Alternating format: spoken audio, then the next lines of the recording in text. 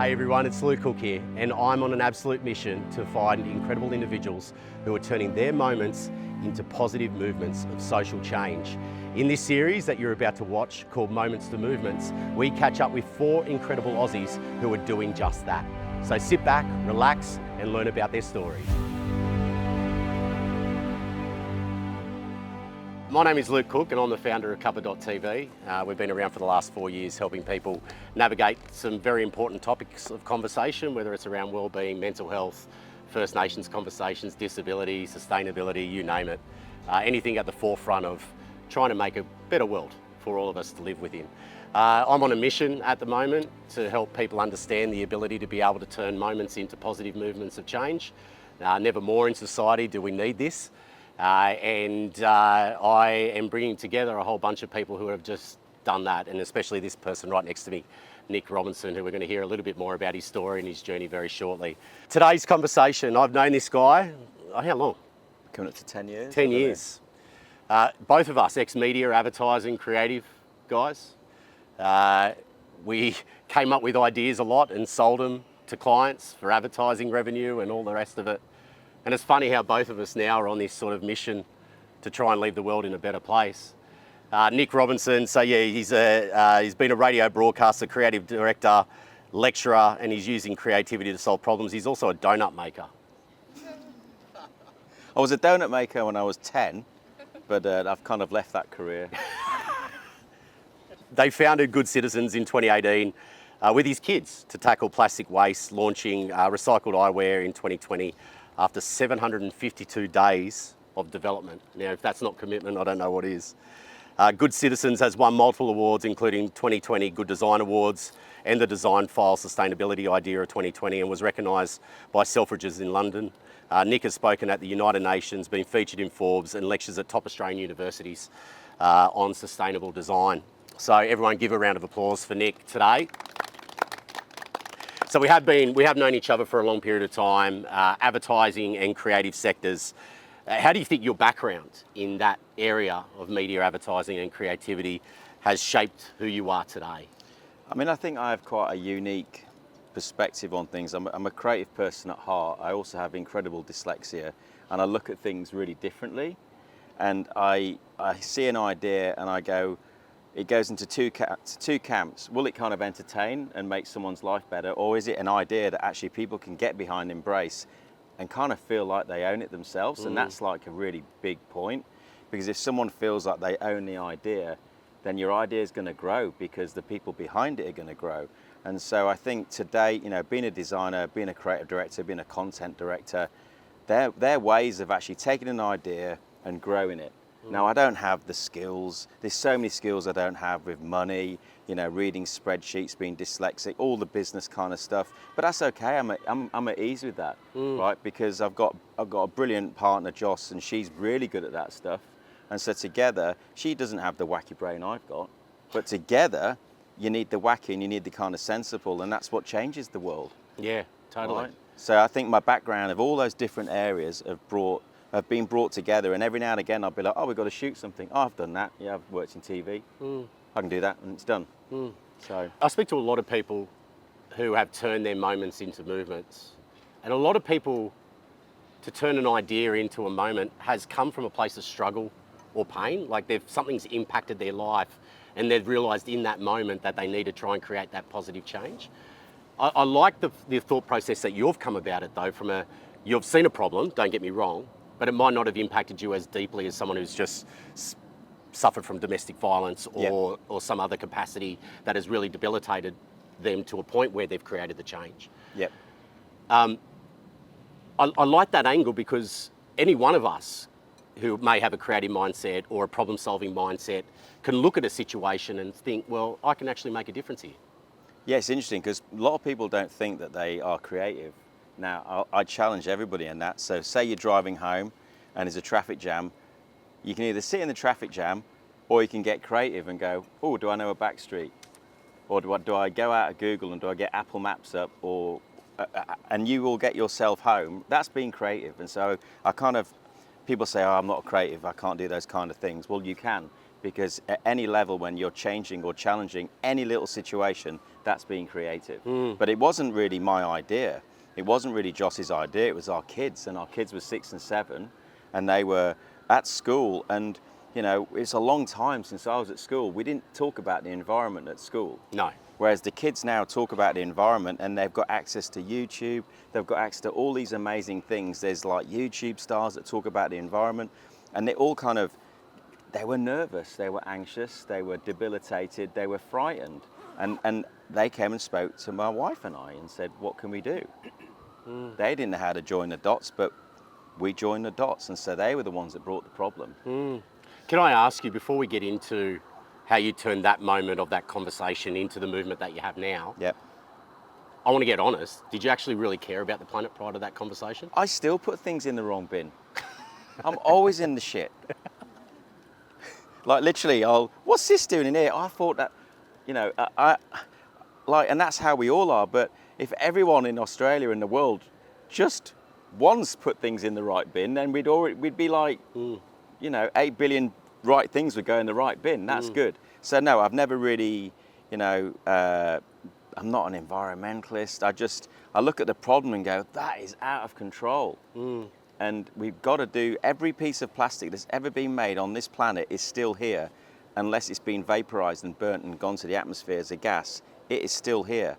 And I think plastic was invented in like 1953. The plastic bottle was invented the year I was born, 1973, the year that the famous Opera House was created.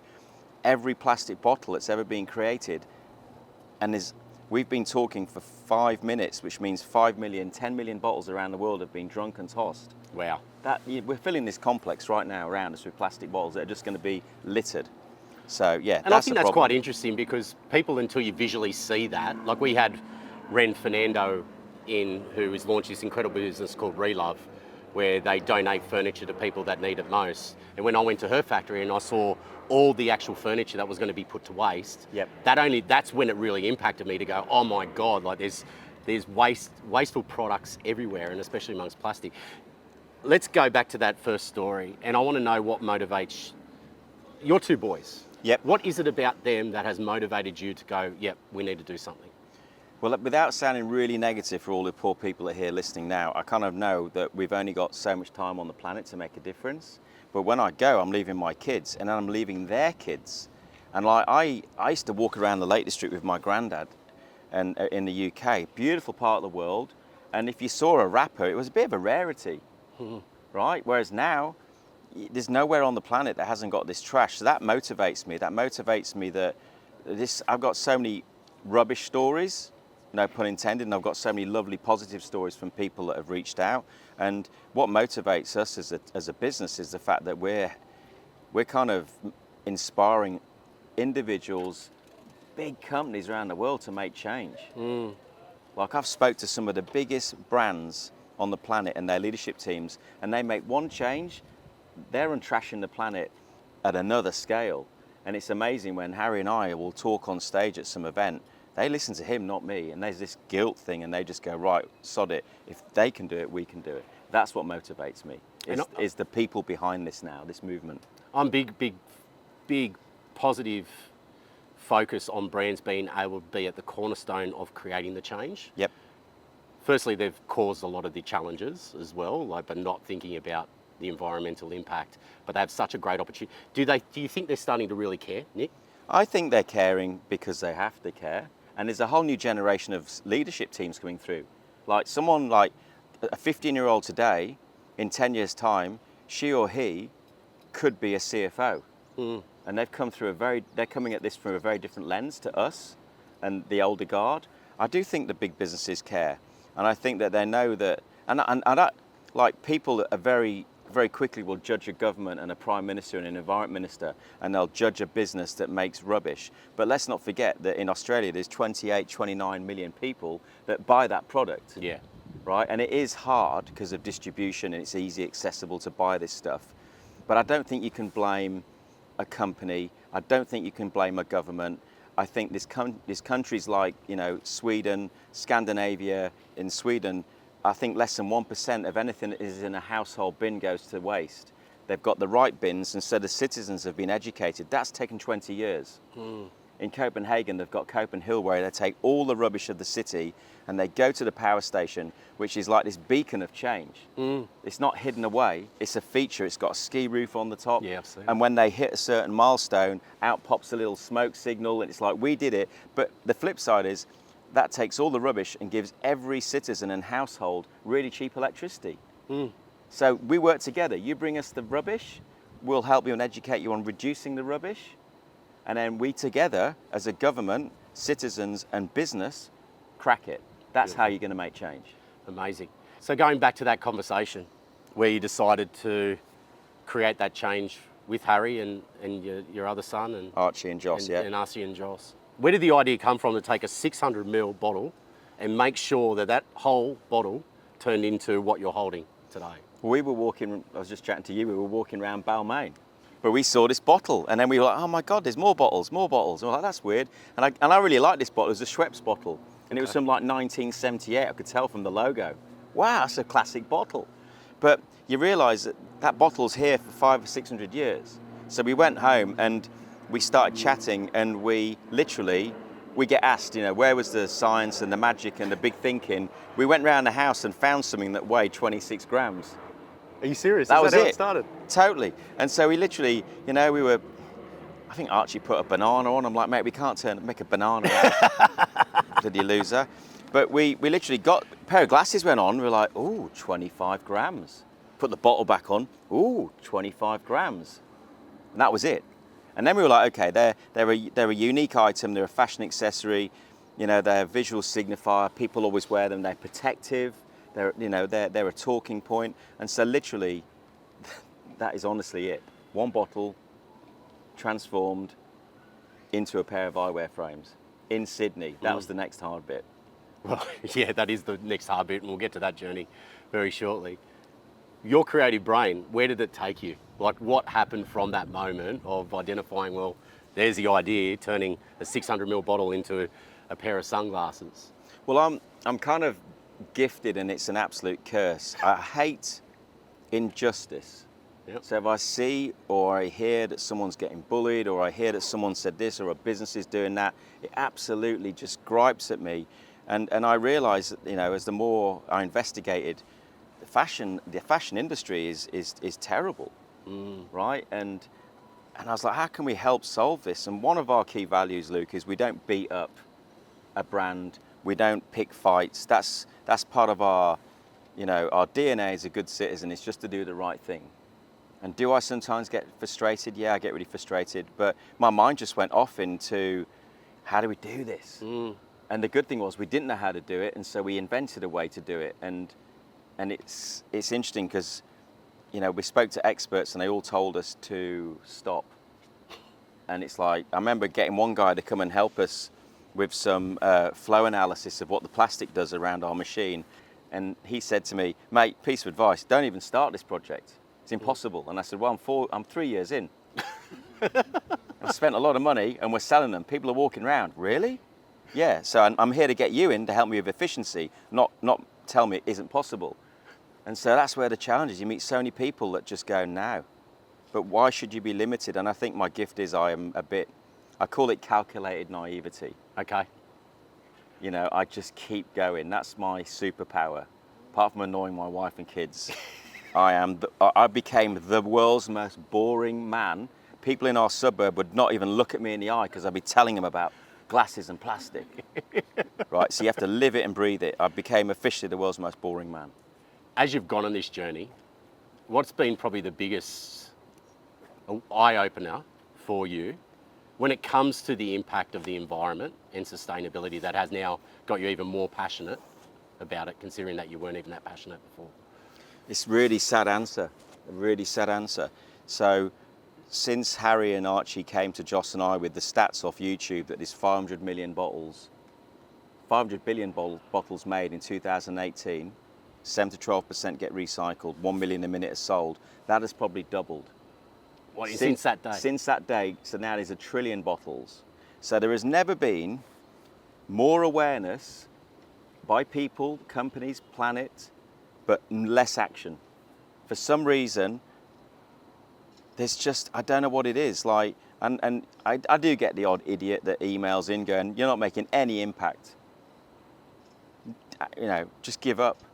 Well, no, because what's to say that we don't inspire someone who controls a global supply chain, Yep. who buys a pair of our glasses, who rings up their factories and says, don't wrap anything else in that cling film wrap, we're going to change it to this, to a cornstarch or a potato starch wrap. And they've got, like, you know, 500 depots around. That's a massive change. Yep. So that's what drives us, not the idiot that just wants to throw in some loose comments on the side. I call those people beyond idiots. We won't call them idiots, but I call them agitators, right? They But they love- don't realise they're actually No. motivating us. Yeah, exactly. They do. And I've been really thinking about, well, how do we turn more individuals into explorers, where they want to Yep. create the change? Because I think most people sit in this observer mindset where they're aware about situations, Yep. they may care about situations, but their missing link is they're not showing where they're driving the change. So if someone's watching today and you think that it's not about them starting an entrepreneurial journey, because we don't want to get more people sometimes in the pain that we are in, albeit if they're up for it, go for it. Yep. But how do we get more people into that action mindset, do you think, as a creative? Back to so everybody's creative. Everybody here, creative. And I'll argue till tonight with you if you say you're not, because you truly are. There's something you do, cooking, whatever it may be, creative. I think you've just got to have a bit of, everybody here and everybody watching at home can probably swim, but there was a moment where they had to let go of the side. And it was very frightening. But then once they got the hang of it, it was awesome. A little bit of independence. That's what it's like with an idea. I just think that everybody has the power. Like, you know, we've talked before, Apple, big global business. It started with one person saying, let's make a computer chipboard. They didn't know they were going to go into music, entertainment, lifestyle. We'd all have it. We'd have 10 million apps, right? But it's got to start somewhere, and you must just write your idea down. I kind of, at this stage of an idea, don't type it up, don't get into Word, don't get an Excel spreadsheet, piece of paper, a book, get something called an old-fashioned pencil or a pen, right? Not many people have those anymore, and write it down and just come back to it and scribble. Draw stick men, scribble. And you'll actually realise that that page is going to fill up, and then it turns into the next page and the next page. But everyone has the power. And I think the interesting play around that is, and it's the same with the idea that I had with Cuppa, was my mental health wasn't in a good spot. And so I launched a virtual cafe to help myself and other people stay positive and inspired during COVID. And that's where my movement started, was by giving. Yes. Now, I think that's just a simple way for people to get involved as well, is finding a place of interest, maybe having a chat to your kids about their interests. Yep. And then looking around, because there's so many incredible individuals that are creating the change, but like you, me, they're individual people, usually on the quest of their own, Yep. that may require an additional support, whether it's your creativity or expertise that you can offer that individual to be a part of that movement. Where do you want Good Citizens to go, Nick? Like, I know you've got a big goal, but what's next? Or do you just focus on the now? As a business, we would like to be an organisation that helps young people, any age people. You don't have to be young. You can be 85 and change the world. So we want to basically have a business that they can come to, and we can help them with money, we can help them with guidance, with mental. Like, I'd love to build a pod of homes where founders can go and just curl up and just twitch for a week, you know, because like I remember once writing an email to our database saying, I've had a really, really crap week. Just to be honest with you all, and this guy Adam wrote back saying, here's the keys to my holiday house. That's a customer who's bought a pair of glasses, and now we're sat in a waterfront home, thanks to Adam. Well, that says that your brand's doing something that's interesting. It's So amazing. I hope that we continue on that journey. It's amazing when your brand can be considered not as a business, but as a friend. Yes. And I think it's quite interesting. You know our story and how I lost my business partner, Yes. Jill, Yep. who passed away all of a sudden. And I had the same experience where people were emailing us after Jill's passing saying, you know, I just want to let you and Jill know that you were there for me in my hardest times, and now I'm here for you. Thank you for being a friend. Yes, that's How a really good- nice way. It is, because it's not about a business, it's about society, it's about community. Yep. What do you think other organisations can learn about that methodology and approach? Yeah, it's a good question, and I think that the biggest challenge for a big corporate is that they have a very established way of their doing their supply chain, their marketing, the way their culture is created, you know, and they're often very scared of making a change. But I think if a CEO can be vulnerable and say to everybody, let's just make our business this year 1% better, but then let's not walk into the PR department and just talk it up. Let's actually go, no, we're going to make change. And you say to your customers, you know, we've been around since 1902, and we're going on this journey, and it's very scary for us. You're going to love that company. You're going to forget the 99% bad they do.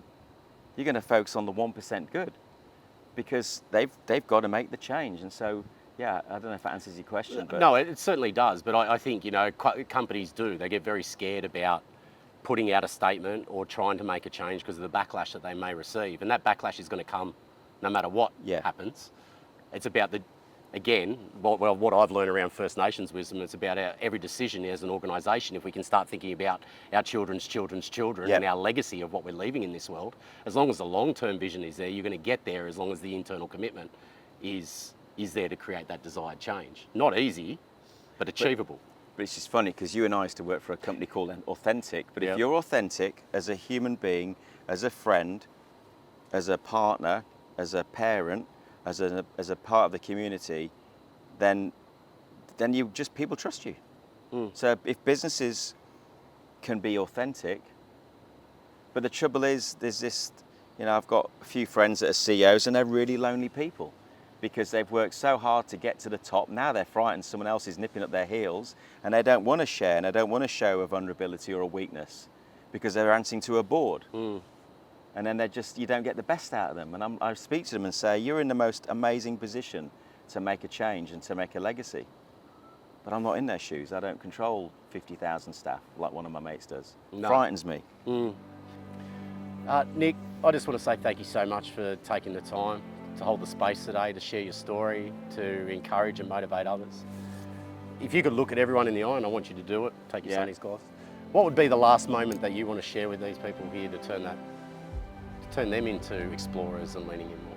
Oh, you could feel fantastic if you work for a corporate company and buy 5,000 pairs. That would be fantastic. I can see some big logos behind me. They'd make great staff gifts. You'd feel like a legend giving it to everyone. They'd love you even more. You'd be like the best boss in the whole wide world. You have the ability to start your own movement, and don't shy from it. You know, just sit there, write down some thoughts, and maybe tell your best mate, and everyone here, they could, you know, you have it. Like, when I met my wife and I asked her to marry me, I didn't say, do you want to be married to a failing sunglasses salesman?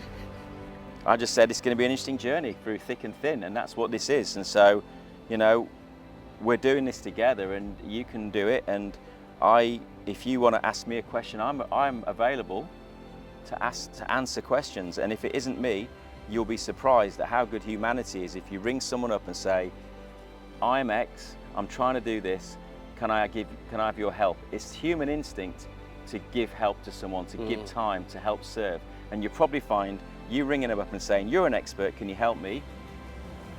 You've probably made their week. It'd be the highlight of their week. So that's what I'd say, go for it. Thank you everyone for being a part of our second last Moments to Movements conversation. We're back here next Tuesday, 12 p.m. with Rob Kaslik, the founder of Too Good, a male voice leading some incredible change in supporting women from domestic violence situations. So please make sure that you do come back next Tuesday at 12 p.m. I really do appreciate your time, everyone. Thank you.